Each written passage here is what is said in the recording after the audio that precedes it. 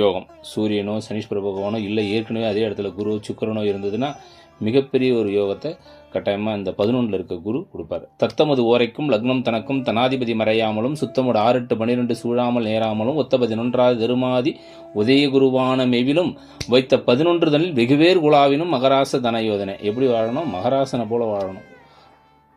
அப்போ நல்ல பேர் புகழ் கிடைக்கும், பொருளாதாரத்தில் நல்லா வருவாங்க, எல்லா பிரச்சனையும் நீங்கி ஒரு மிகப்பெரிய ஒரு நல்ல ஒரு சூழ்நிலைக்கு வருவதற்கான ஒரு வாய்ப்பு இந்த 11ஆம் இடம் குரு இப்போ சிம்ம ராசிக்கு கொடுக்கும்.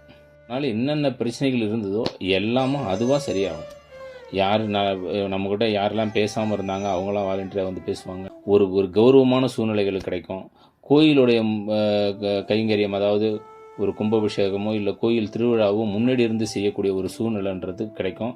அதற்கான மரியாதையும் இப்போ சிம்மராசிக்காரங்களுக்கு ரொம்ப வெகுவாக கிடைக்கும். இந்த ஒரு கிராமத்தில் இல்லை ஒரு அப்பார்ட்மெண்ட்டில் ஒரு கமிட்டிலலாம் இருந்து ஒதுங்கி இவ்வளோ நாள் நம்மளை ஒரு மாதிரியாக பேசினவங்கெல்லாம் கூட இப்போ எல்லாம் வந்து இல்லை நீங்கள் முன்னாடி இருந்து செய்யுங்க அப்படின்ற சொல்கிற அளவுக்கு ஒரு நல்ல ஒரு பேர் எடுக்கக்கூடிய காலகட்டமாக சிம்மராசிக்கு இப்போ இருக்கும். அதேமாதிரி அரசியலில் இருக்கவங்களுக்கெல்லாம் ஒரு வெற்றி பெறுவதற்கான ஒரு காலகட்டமாக இதை நம்ம எடுத்துக்கலாம்.